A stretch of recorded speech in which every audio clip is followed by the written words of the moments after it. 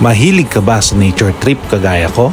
Tara na dito sa Kawakalia na matatagpuan dito sa bayan ng Botolan, dito sa lalawigan ng Zambales.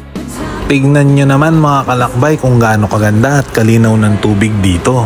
At pwede ka rin ditong mag-tent pitching at umarkila ng cottage sa halagang 500 pesos para sa day tour at 1,000 naman kung ikaw ay mag-overnight.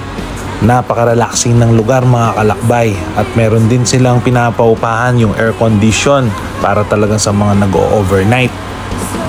Ganitong klaseng daan ang iyong madadaanan papasok dito sa campsite. Wala naman yang 1 kilometro mga kalakbay kaya yakang-yaka ng mga motorsiklo natin. At ang kagandahan pa dito mga kalakbay, kahit naka-work from home ka, merong signal dito.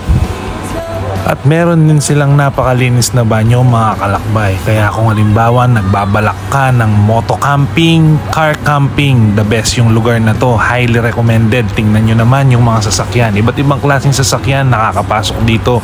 Walang kahasel-hasel mga kalakbay. Imaginein mo mga kalakbay, ganyan kaganda yung lugar. Napakalamig ng hangin, napakalilim ng pwesto. Kaya naman sobrang na-relax ako dito mga kalakbay. Kaya naman tara. Sa tingin ko, siyempre deserve mo rin naman to. Deserve mo rin namang magpahinga. At deserve mo na enjoyin kung gaano kaganda yung kalikasan. Kung gaano kaganda ang Pilipinas. Kaya naman tara dito sa may Botolan, Zambales. Hanggang sa muli nating video mga kalakbay.